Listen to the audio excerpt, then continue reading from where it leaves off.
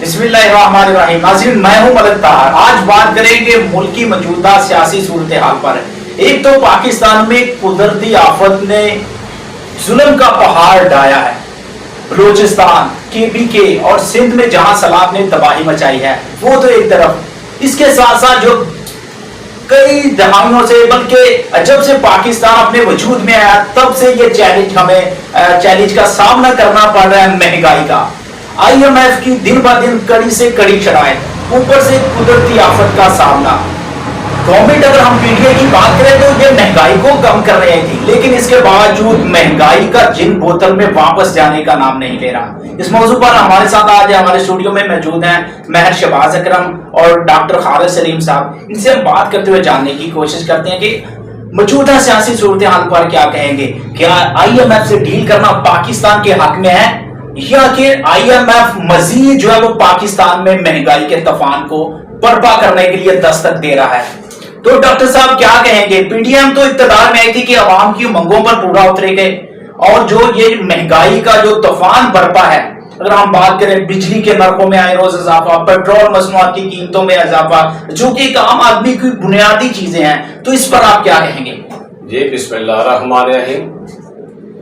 سب سے پہلے تو میں ملک طاہر صاحب کا شکر گزار ہوں کہ آپ نے ہمیں اپنے اسٹوڈیو میں بلایا ہے, اور جو ملکی حالات کے بارے میں آپ نے ہم سے آگاہی کا پروگرام رکھا ہے, یہ بہت اچھا اور خوشائن بات ہے. اور آپ کے جو ARA نیوز ہے اس پہ آپ نے ہمیں مدعو کیا ہے, تھینک یو سر. سب سے پہلے تو میں آپ لوگوں کو اور اپنے ناظرین کو بتاتا چلوں کہ ہمارے بزرگوں میں جو آج سے 40-50 سال پیچھے چل جاتے ہیں, ایک چھوٹی سی مثال دیتا ہوں. گندم کی ایک بوری ہوتی تھی, وہ مارکیٹ میں فروخت کرتے تھے تو اس کپڑے لے لیتے تھے, سوٹ جس کو کہتے ہیں. جی بالکل بالکل.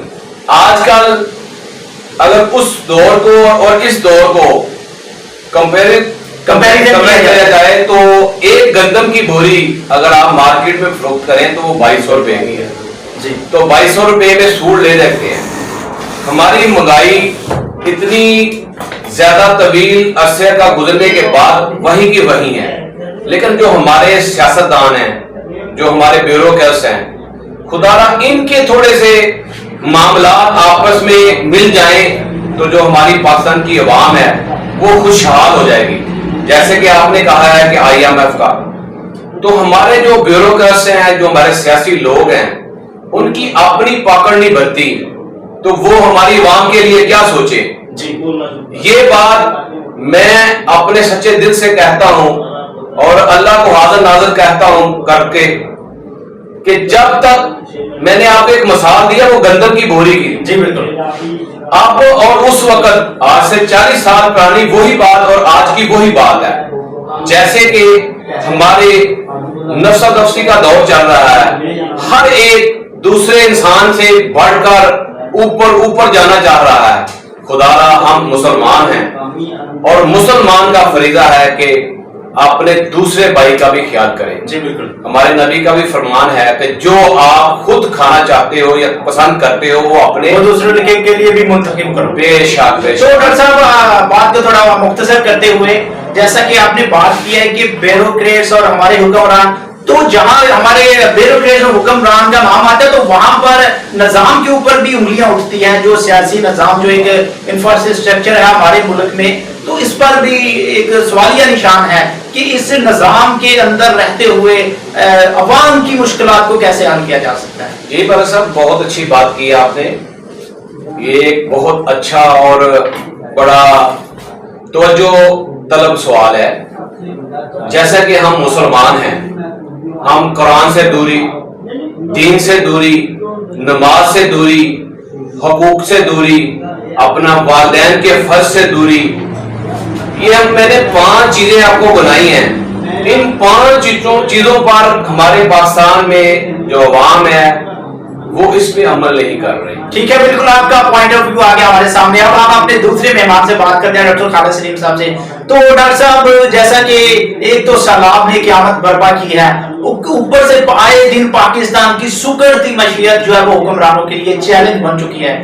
تو آپ اس پر کیا کہیں گے؟ پاکستان کی اکانومی دن بر دن خسارے میں جا رہی ہے, کرنٹ خسارہ بڑھتا جا رہا ہے, عوام جو ہے وہ مہنگائی کی چکی میں روز پس رہی ہے. تو اس سے کیسے چھٹکارا حاصل کیا جا سکتا ہے؟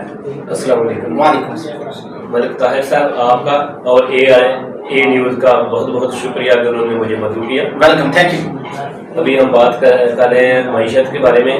تو بات دراصل یہ ہے کہ معیشت ہماری جب پچھلی حکومتوں نے جو کیا کہ سودے جو اپنے ایگریمنٹ تھے وہ زیادہ پہ کر لیے. ابھی یہ بہت مسئلہ ہے کہ ہمیں وہ ڈلیور کرنے میں بہت مشکل پیش آ رہی ہے. ٹھیک ہے ڈاکٹر صاحب, یہاں پہ قطع کلامی پہ میں معذرت چاہتا ہوں. ہمیشہ جو بھی گورنمنٹ اقتدار میں آئی ہے تو اس نے ہمیشہ اپنی ناکامی کا ملبہ پچھلی گورنمنٹ پہ ڈالا ہے. اگر ہم بات کریں جب پی ایم ایل این اقتدار میں تھے تو ان کو کہنا تھا کہ زرداری صاحب جو کر گئے ہیں وہ کئی یعنی کہ دہائیوں تک وہ قوم کے آڑے آئے گا. تو یہ کب تک یہ سلسلہ جاری رہے گا کہ اپنی ناکامیوں کا, اپنی غلطیوں کا خمیازہ پچھلی حکومتوں پر کب تک یہ ڈال کر خود جو بری الزام ہو جائیں گے؟ تو یہ کب تک سلسلہ جاری رہے گا؟ نہیں ملک صاحب, ایسا نہیں ہے کہ پچھلی حکومتوں پہ نہیں ڈالا جاتا. اگر کوئی حکومت غلط کرتی ہے تو اس کو غلط ہی کہنا چاہیے. جی, غلط کہنا ہی بنتا ہے اس کو کہ اگر ایک حکومت نے اپنے دور اقتدار میں 5 سال کے دور میں اس نے غلط کیا, غلط فیصلے لے لیے, غلط ایگریمنٹ کا لیے, آئی ایم ایف کے پاس چلے گئے یا دوسرے تیسرے جو بھی غلط فیصلے کیے اس نے, اگر غلط فیصلے آپ کی بات تو اس کا خمیازہ تو پوری قوم کو بھگتنا ہی پڑے گا. جی, یہ تو قیامت تک چلتا رہے گا. اگر غلط فیصلے حکمران غلط فیصلے کرتے ہیں تو اس کا خمیازہ ہم سب کو بھگتنا پڑے گا. جی بالکل. ڈاکٹر صاحب, جیسا کہ آپ نے بات کی ہے کہ ماضی کی, اگر یہی بات اگر ہم پی ٹی آئی کے رہنما سے یا ان کی لیڈرشپ سے بات کریں تو ان کا کہنا ہے کہ ہمارے وقت میں تو اتنی مہنگائی نہیں تھی, ہمارے وقت میں ڈالر کی اتنی پرائس نہیں تھی, پیٹرول مصنوعاتی قیمتوں میں بھی نمایاں کمی تھی. تو جیسے پی ڈی ایم اقتدار میں آئی ہے تو مہنگائی کو کم کرنے کے لیے آئی تھی. تو اس کے باوجود تمام جماعتوں کا الحاق بھی مہنگائی کو کنٹرول نہیں کر پا رہا. تو اس سچویشن میں کام پارٹی جو ایک سادہ اکثریت والا بندہ کیسے ان چیلنجز کا سامنا کرے گا؟ اصل میں ایسا ہے کہ جب پی ڈی ایم کی حکومت آئی تو انٹرنیشنل سطح پر ڈالر کی قیمت بڑھ گئی. ڈالر میں مہنگائی اتنی زیادہ ہو گئی, پیٹرول کے ریٹ بڑھ گئے, ڈیزل کے وغیرہ کے ریٹ بہت زیادہ بڑھ گئے اور ڈالر آسمان کی حدوں کو چھونے لگا. جی, اس کی اسی وجہ سے پاکستان میں مہنگائی ہو رہی ہے. باقی ویسے پاکستان میں مہنگائی کوئی نہیں ہے. اگر آپ دوسرے ممالک سے اپنا موازنہ کریں تو ہم ابھی بھی انڈیا, بنگلہ دیش, سری لنکا وغیرہ سے بہت کم ریٹ پہ اپنے جو چیزیں ہیں. جی بالکل, یہ بات کمپیریزن کی نہیں ہے ڈاکٹر صاحب. اگر انڈیا کی ہم بات کرتے ہیں تو ان کی ایکسپورٹ ہم سے کئی گنا زیادہ ہے. ان کا جو کسان ہے ہمارے کسان سے کئی گنا زیادہ خوشحال ہے. اگر ان کی گورنمنٹ مشکل وقت ان کے پاس آتا ہے تو ان کی معیشت اس قدر مضبوط ہوتی ہے کہ وہ کسی نہ کسی طرح سے ان کو سہارا مل جاتا ہے. جبکہ ہماری اکانومی بھی تو سکڑتی جا رہی ہے, اوپر سے عوام پر مہنگائی کا بوجھ, یعنی کہ جو متوسط طبقہ ہے وہ تو پس چکا ہے. کہیں پر بھی بہتری ہمیں دیکھنے کو نظر نہیں آ رہی, جبکہ دیگر ممالک میں ایسا دیکھنے کو ہمیں نہیں ملتا. وہی بات میں کہہ رہا ہوں نا کہ جب ہماری حکومت آئی ہے تو انٹرنیشنل سطح پر ڈالر کا ریٹ بہت بڑھ گیا. میں معذرت چاہتا ہوں, جب ہم پی ٹی آئی کی اقتدار تھا تو مفتہ اسماعیل اور دیگر پی ایم ایل این کے وزراء کی جو ہم پریس کانفرنس دیکھتے تو ان کا یہ کہنا تھا کہ مہنگائی صرف عمران خان کی وجہ سے. اس وقت تو انٹرنیشنل مہنگائی کی بات ہی نہیں ہو رہی تھی. تو جب یہ اقتدار میں ہے تو ان کو پتہ چل گیا کہ یہ انٹرنیشنل ایشو ہے, جبکہ خان صاحب کے موقف کو ہم مضبوط کر رہے ہیں خود یہ بات کر کے کہ یہ اس میں کسی حکومت کا کوئی دوش نہیں بلکہ یہ انٹرنیشنل مہنگائی ہے. اس سے آپ کا بیانیہ کمزور نہیں ہوگا. نہیں دیکھیں, جب خان صاحب کی حکومت آئی تھی تو وہ آئل کا ریٹ تقریباً 94 ڈالر فی بیرل تھا.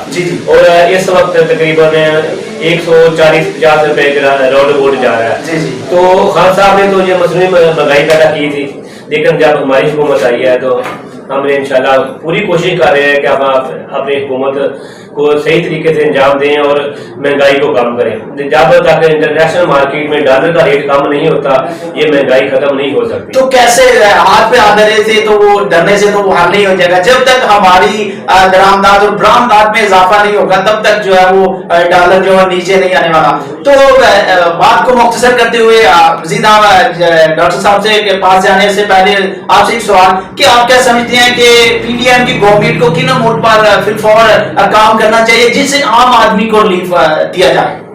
मेरे ख्याल में पीडीएम की हुकूमत को अब चाहिए कि वो अपनी अवाम पर तवज्जो दे, डॉलर का रेट कम करने की कोशिश करे, जैसे भी बैन होगा अपनी मंडियों तक अपनी रसाई बनाकर डॉलर को कम करने की कोशिश करे, ताकि हमारी डॉलर कम होगा तो हम जरा मुबादला बढ़ेगा। थैंक यू सो मच, अपने राय का इजहार कर आपने किया। तो मजीद हम डॉक्टर साहब से बात करते हैं, डॉक्टर शहबाज अकरम साहब की तरफ जाते हैं। तो डॉक्टर साहब, जैसा कि डॉक्टर खालिद सलीम साहब का कहना था कि माजी की हुकूमतों ने ऐसा किया जिसका आज खमियाजा आने वाली हुकूमत को भुगतना पड़ा है, तो आप इससे इत्तेफाक करते हैं या फिर मौजूदा गवर्नमेंट की नाहली भी इसमें किसी हद तक शामिल है? जी मलिक साहब, बिल्कुल बहुत अच्छी बात की आपने, बहुत अच्छा मैसेज दिया। असल मैं अपना तज़किया, जो मेरी सोच है, जो मेरे नर्सेज हैं, मैं उसके हवाले से कुछ आपको बताता चलूँ। जो हमारे बुजुर्ग थे उन्होंने एक बहुत अच्छी और खुशाइन बात की थी, एक मिसाल थी कि चादर दे के पाँव फैलाए। जी, हमारी जो मौजूदा हुकूमत है, जो हमारी पिछले दौर की हुकूमत है, उनमें और इस गवर्नमेंट में मौजूदा गवर्नमेंट में डिफरेंट दिन ब दिन बढ़ता जा रहा है। जो फर्क है और काफी हद तक फर्क हो चुका है।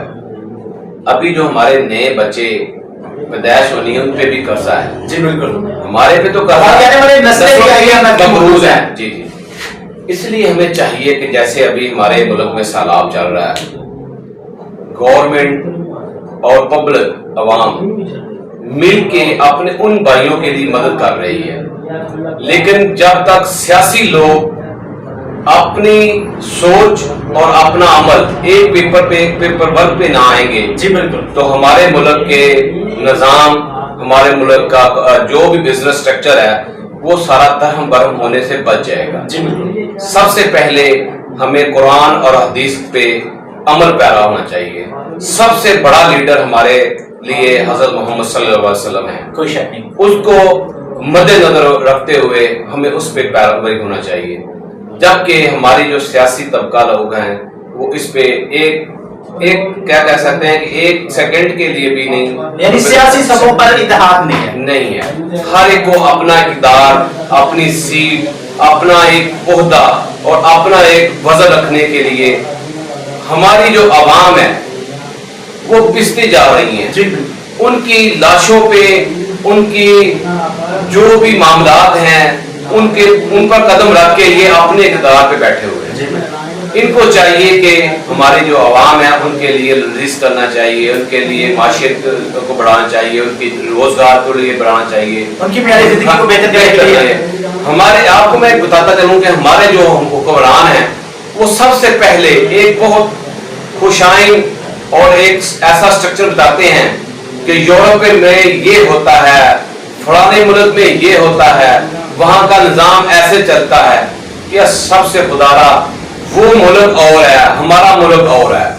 वहां पे एक स्ट्रक्चर बना हुआ है, कानून है, उस कानून के अंदर काम करते हैं। जी बिल्कुल। हमारे मुल्क में तो जो कानून है वो तो बरतानिया के दौरे हुकूमत का है। जी जी, ठीक है। वो अभी 50 साल 60 साल पीछे जो जब अंग्रेज से बड़े सगीर आजाद हुआ था तो पाकिस्तान हिंदुस्तान आजादा हुआ था, तो वो स्ट्रक्चर, वो कानून, वो आइन वो ही चल रहे हैं। हमारे आइन में तरमीम करते हैं तो अपने सियासतदान अपने मुफाद के लिए करते हैं। जी जी। डॉक्टर साहब, जैसे कि आपने बात की आइन और कानून की, तो मैं ये समझता हूँ कि हमारे पास जो सबसे बेहतरीन आइन और कानून है वो हमारी किताब कुरान मजीद है। अगर हम उस पर अमल करें तो हमें किसी और कानून की तरफ जाने की इजाजत ही नहीं है। अगर हम बात करें तो दीगर ममालिक में भी इस्लामी कानून पर अमल करते हुए वहाँ का भी जो इंफ्रास्ट्रक्चर है तो इन्हीं चीजों पर मबनी है। अगर वहाँ पर तरक्की आई है मगरब में या मशरक में, तो यही चीज है कि उन्होंने इस्लामी कवानीन को फॉलो किया है। तो जबकि हमारा मुल्क खुद इस्लामी जमहूरिया पाकिस्तान है, इसके बावजूद इस्लामी कवानीन पर अमल दरामद होता हमें कहीं देखने को नहीं मिलता। यही तो मैं मलिक साहब कह रहा हूँ कि जो हमारा लीडरशिप का मामला है, जो हमारा कानून का मामला है, जो हमारे दीन का मामला है, वो और जो यूरोप के मामलात हैं, जी जी, बियन हम मुसलमान, हम इससे पीछे हट चुके हैं। जो गैर मुस्लिम है वो इस स्ट्रक्चर को देख के इसको इसकी स्टडी करके वो आज एक मुहज़्ज़म माशरा बना हुआ है। हमें भी चाहिए कि उनको, जो हम तो पहले ही मुसलमान हैं जी, हमारे पास कुरान की किताब, अल्लाह की पाक कुरान है, उसको हम पढ़ें, उस पर हम अमल करें, उस पर हम पैरवी दें, तो हम इस स्ट्रक्चर से बाहर निकल। जी, हम तमाम बहरानों का सामना करने के लिए तैयार हैं। तो बहुत शुक्रिया आपके प्रोग्राम में आपका तशरीफ लाने पर, और दिल से शुक्रिया अदा करते हैं कि आपने अपना कीमती वक्त निकाला। तो जी नाज़रीन, मजीद इसी तरह के प्रोग्राम को देखने के लिए हमारे चैनल को सब्सक्राइब कीजिए और अपनी राय का जरूर इजहार कीजिए। तब तक के लिए हमें दीजिएगा इजाजत, अपना रखिएगा बहुत सा ख्याल। अल्लाह हाफ़िज़।